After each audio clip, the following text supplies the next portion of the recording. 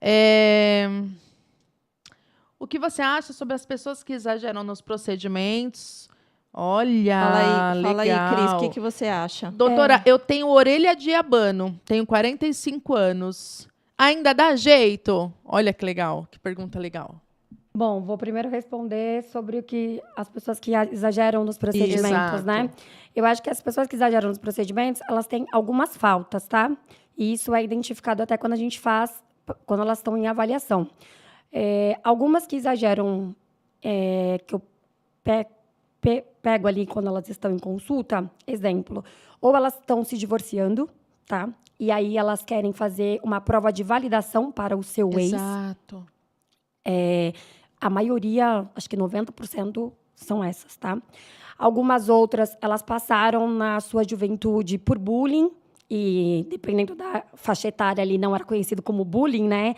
Mas ou tiveram problemas com acne, ou tiveram problemas de melasma, e naquele momento elas não tinham condições financeiras de cuidar, de tratar, e aí agora elas têm um padrão de vida melhor e elas conseguem cuidar disso, então elas querem a qualquer custo, aí elas veem muitas vezes propagandas no Instagram, no TikTok, e aí elas fazem um autocomparativo, né?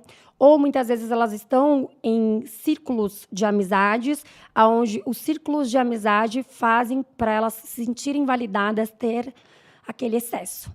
E muitas vezes elas não olham para si, elas olham para tudo que está ao redor.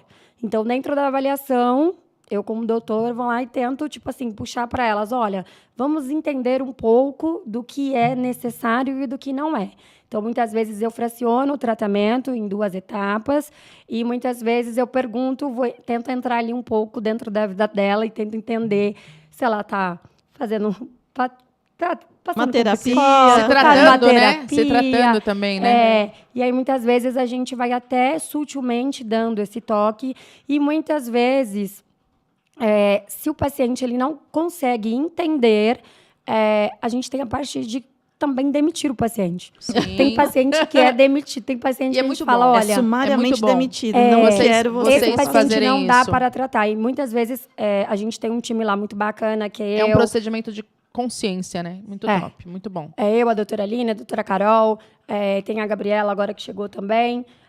A gente senta e, principalmente eu com a doutora Aline, a gente conversa muito sobre isso. E, às vezes, a Aline fala assim, olha, essa paciente aqui, a gente não vai passar de 8 ml nela, não vou fazer mais, porque não dá, enfim, vamos conversar. Então, eu acho que o paciente que ele tem esse exagero é realmente muitas faltas que tem e que a terapia ajudaria a enxergar que ele não precisa da validação só estética.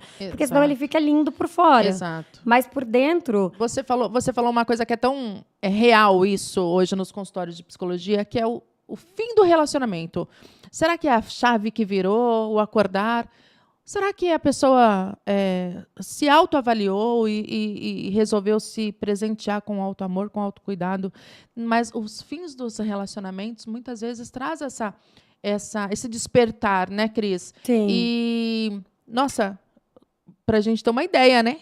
Olha o que os relacionamentos causam. Mas, imagina, 90% das pessoas que vão... Sou uma pessoa defensora dos casamentos, relacionamentos. Acho que todo mundo precisa se relacionar. Mas não esquecer de si.